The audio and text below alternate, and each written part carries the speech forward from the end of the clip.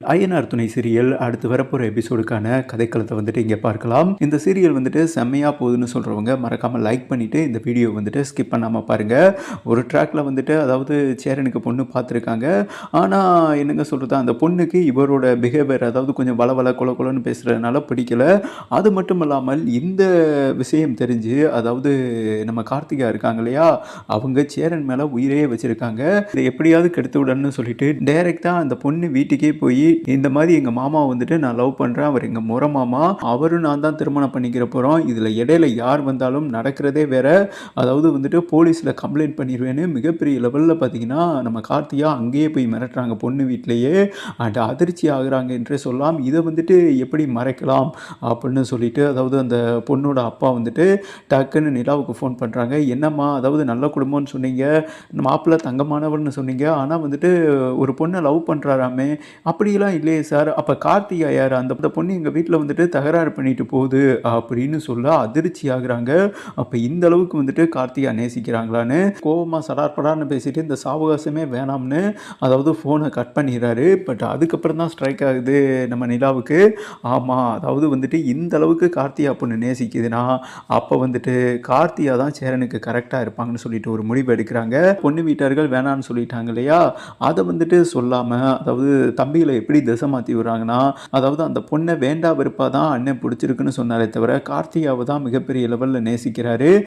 கார்த்திகாவும் எனக்கு இடையில ஃபோன் பண்ணாங்க, இந்த மாதிரி கட்டினா சேரன் மாமாவை தான் கட்டுவேன். கார்த்திகாவுக்கு வரன் பார்த்துருந்தாங்க இல்லையா, அந்த மாப்பிள்ளை கிட்ட இவங்க ஸ்ட்ரெயிட்டாகவே பேசியிருக்காங்க. அதாவது எனக்கு முறை மாமா இருக்காங்க, சின்ன பிள்ளையிலேருந்தே அவரை தான் நேசிக்கிறேன், கட்டினா அவரை தான் கட்டுவேன்னு. அந்த வரனை வந்துட்டு கார்த்திகா தான் நிறுத்தியிருக்காங்க, கட்டினா சேரனா தான் கட்டுவேன். மேலும் அவங்க என்ன சொல்லியிருக்காங்கன்னா, நிலா நீங்கள் வந்துட்டு தைரியமாக ஒரு முடிவு எடுத்தீங்க, அதனால உங்களுக்கு பிடிச்சவரை கட்டிக்கிட்டீங்க, ஏன்னா இவங்க ஃபேக் மேரேஜ்னு தெரியாது, அவங்க அப்படி புரிஞ்சிருக்காங்க.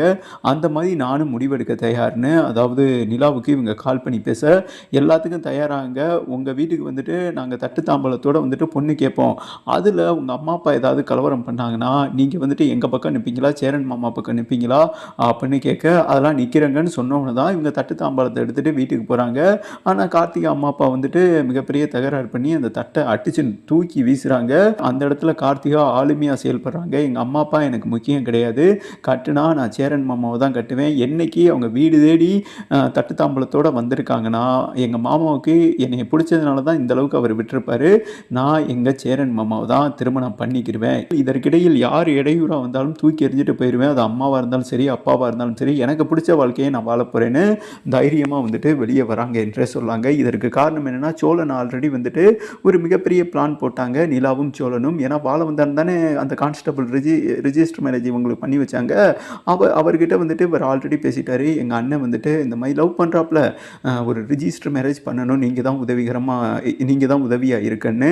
ஏன்பா அண்ணன் தம்பிக்கு இதே வேலையாக தானப்பா, இல்லைங்க இந்த மாதிரி சூழல் அமைஞ்சிருச்சு, நீங்களே லவ் மேரேஜ்னு தானே சொல்லியிருக்கீங்க, காதில் சேர்த்து வைங்க சார் அப்படின்னு சொன்னோன்னா, அதெல்லாம் சேர்த்து வச்சுருவோம், அண்ணனை கவனிப்பியா, அதெல்லாம் நல்லா கவனிச்சிடலாம் அப்படின்னு சோழன் சொல்கிறாரு. அப்புறம் என்னப்பா, அவங்க 2 பேத்துக்கும் கோயிலில் கல்யாணம் பண்ணி வைக்கணுமா இல்லை போலீஸ் ஸ்டேஷனில் கல்யாணம் பண்ணி வைக்கணுமா, பண்ணி வச்சுருவோம், யார் இடையூறாக வந்தாலும் பார்த்துக்கலாம், ஆனால் அண்ணனை மட்டும் நல்லா கவனிச்சிரு ஓகேவா, நான் அந்த ஒரு ஐஃபோன் கேட்டேன் பாரு, அதை மட்டும் வாங்கி கொடுத்துட்றா அப்படின்னு அவர் சொல்கிறாரு. அதெல்லாம் பார்த்து பண்ணிடலாம் சார்னு சோழன் பேசுகிறாங்க. இந்த சூழலில் நிலாவுக்கும் அண்ட் சோழனுக்கும் எப்படி ரிஜிஸ்டர் மேரேஜ் ஆச்சோ அதே போலீஸ் ஸ்டேஷனில் இவங்க ரெண்டு பேருக்கும் ரிஜிஸ்டர் மேரேஜ் ஆக போகுது. இதற்கிடையில் யார் வந்தாலும் அதாவது செல்லுபடி ஆகாது, ஏன்னா பொண்ணு மாப்பிள்ளை அவங்க விருப்பப்படி தான் அந்த திருமணம் நடக்கும். அது போலீஸ் ஸ்டேஷன் போயாச்சுன்னா திருமணம் பண்ணி வச்சுருவாங்க ஓகேவா. அதனால் நம்ம நினச்ச மாதிரியே சேரனும் அண்ட் கார்த்திகாவும் ஒன்று சேர போகிறாங்க. இது எத்தனை பேருக்கு வந்துட்டு பிடிச்சிருக்கு மறக்காமல் லைக் பண்ணுங்கள். அப்புறம் இன்னொரு ட்ராக்கில் பார்த்தீங்கன்னா மதி தான் அதாவது நிலாவுக்கு மிகப்பெரிய சதி என்றே சொல்லலாம். ஏன்னா இப்போ நிலா இருந்தால் அந்த மனகூர் சொத்து பூரா இவங்களுக்கு வர வாய்ப்பு இருக்குது. அதனால தான் மதி பார்த்தீங்கன்னா மண்டையை கழுவிக்கிட்டே இருக்காங்க இல்லையா, அந்த குடும்பத்தை விட்டு வெளியே வா, நான் சொல்கிறத கேளு, அவனை வந்துட்டு டிவர்ஸ் பண்ணு, இப்படி நெகட்டிவாகவே பேச காரணம் என்ன, அவங்க குடும்பத்தோடு வந்துட்டு ஒன்று சேர்ந்துட்டியா, பொண்ணு பார்க்கலாம் போகிற அப்படின்னு மண்டையை கழுவுறாங்க இல்லையா. எதுக்குன்னா நிலாவை எப்படியாவது காலி பண்ணாதான் மனோகர் சொத்தை வந்துட்டு மொத்தமாக ஆட்டையை போட முடியும்னு மதி ஒரு மிகப்பெரிய வில்லத்தனம் பண்ணிக்கிட்டு இருக்குங்க. அதனால தான் நிலா எடுக்கிற ஒவ்வொரு ஸ்டெப்லையும் சதி பண்ணுகிறது என்றே சொல்லலாம். அடுத்த கட்டமாக மதியோட இந்த வில்லத்தனத்தை தான் வந்துட்டு நிலா வந்துட்டு கண்டுபிடிக்க போகிறாங்க. கண்டுபிடிச்சிட்டாங்கன்னா இந்த சீரியல் செம்மையாக நகரும் என்றே சொல்லலாங்க.